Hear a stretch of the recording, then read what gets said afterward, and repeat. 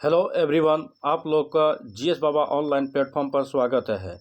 आज हम लोग स्ट्रक्चर ऑफ कंप्यूटर का पार्ट 3 देखेंगे।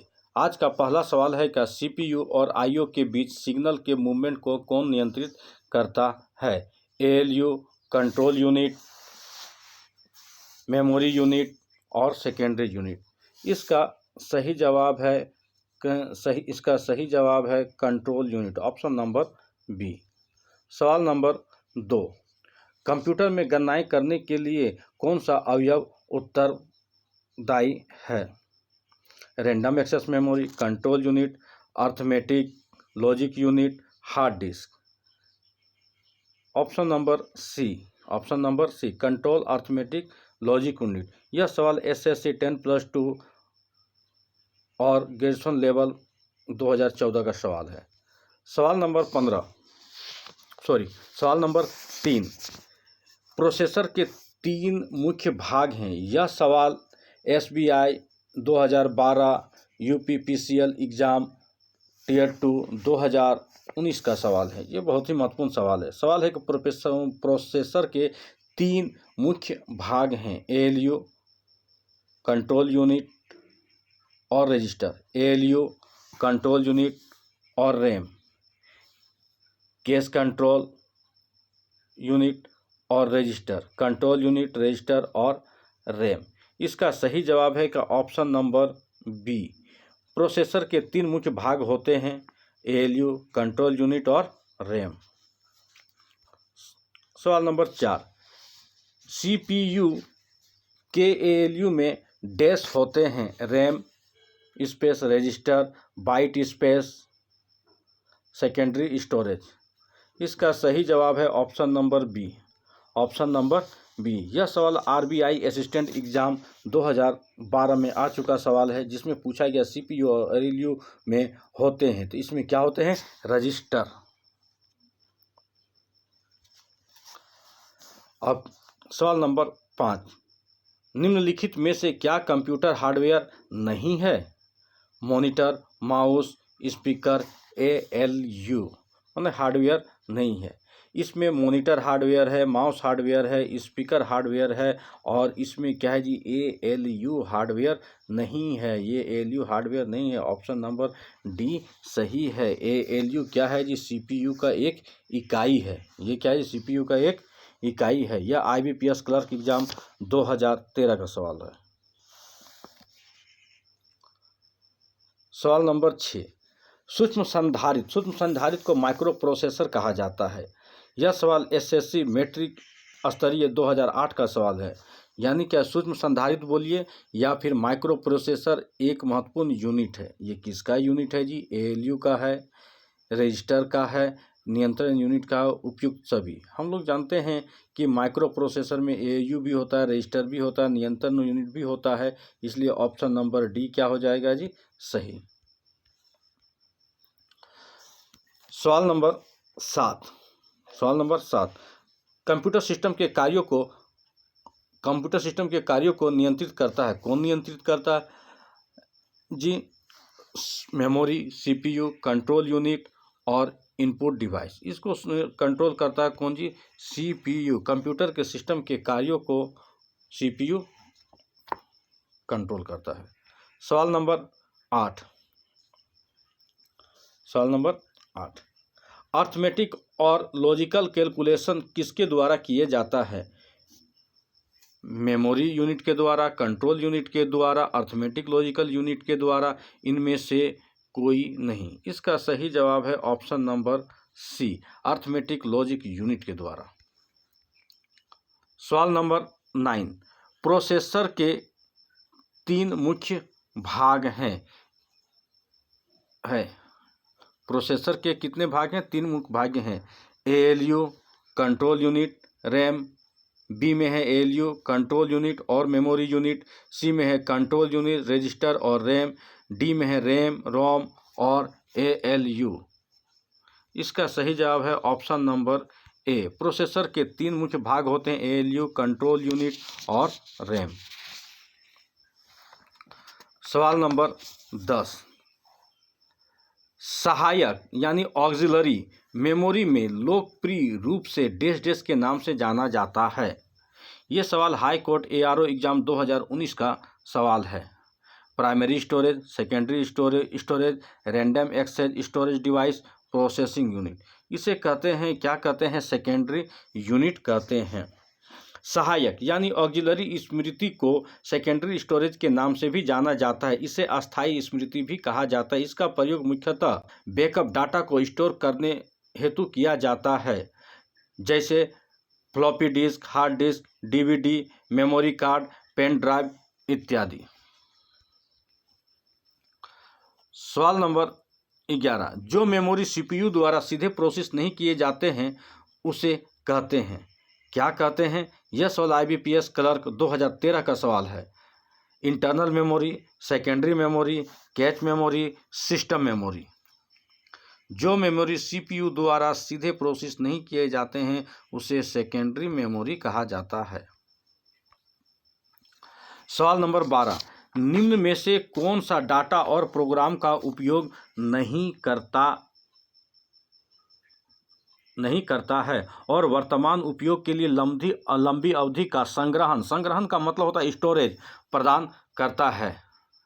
कौन करता है? SDRAM, प्राथमिक मेमोरी, सेकेंडरी मेमोरी, SRAM। ये क्या होता है? Secondary memory.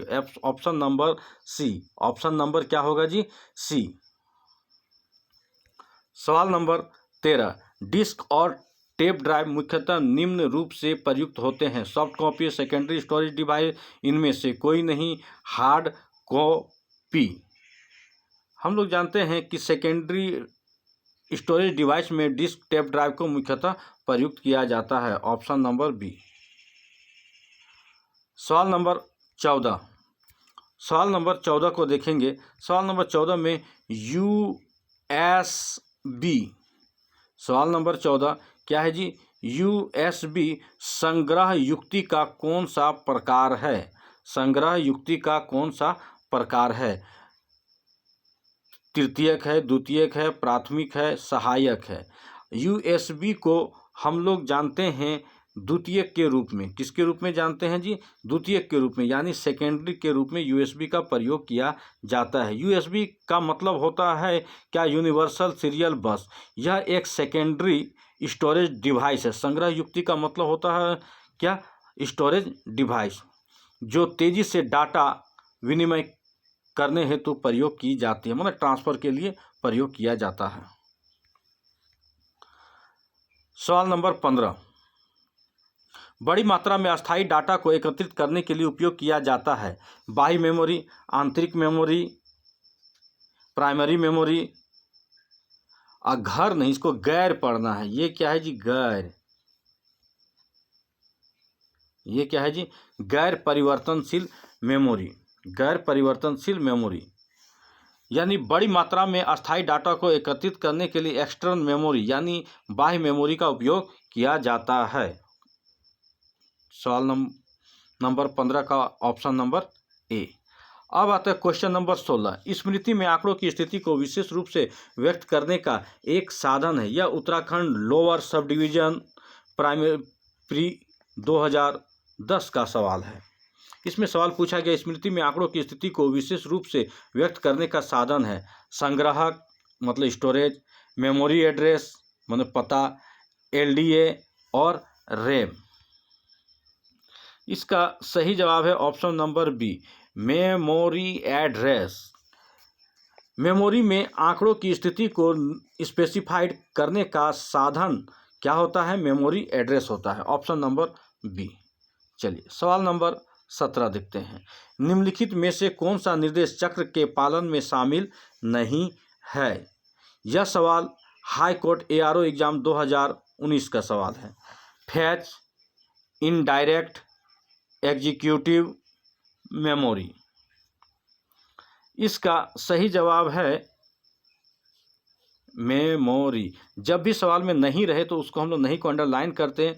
जानते हैं कि जो निर्देश चक्र में फैच होता है, इनडायरेक्ट होता है, एग्जीक्यूटिव होता है और मेमोरी नहीं होता, इसलिए ऑप्शन नंबर डी सही होगा। Fetch, decode, indirect read the effective address का भाग है तथा एग्जीक्यूटिव को कंप्यूटर निर्देश चक्र यानी इंस्ट्रक्शन साइकिल के पालन में शामिल किया जाता है, जबकि मेमोरी यानी स्मृति को शामिल नहीं किया जाता है। इसलिए ऑप्शन नंबर डी इसमें शामिल नहीं होगा। सवाल नंबर 18, निम्न में सबसे तेज कौन सा है? CD रोम, रैम, रजिस्टर, कैश। इसमें अगर सबसे तेज बोला जाए तो सबसे तेज सी रजिस्टर है और रजिस्टर के बाद कैश होता है, रजिस्टर के बाद कैश होता है। इसलिए सही जवाब क्या होगा? Option number C. यह सवाल SSC ग्रेजुएशन लेवल टायर 1 2012 में आ चुका सवाल है। सवाल number 19, dash dash dash computer का एक महत्वपूर्ण क्षेत्र है जो डाटा के प्रोसेस्ड, स्टोरेज या आउटपुट होने की प्रतीक्षाकर्ता को अस्थायी रूप से होल्ड करता है। Storage, motherboard, CPU, memory. अस्थायी रूप से कौन करता है जी? मेमोरी। Option number D.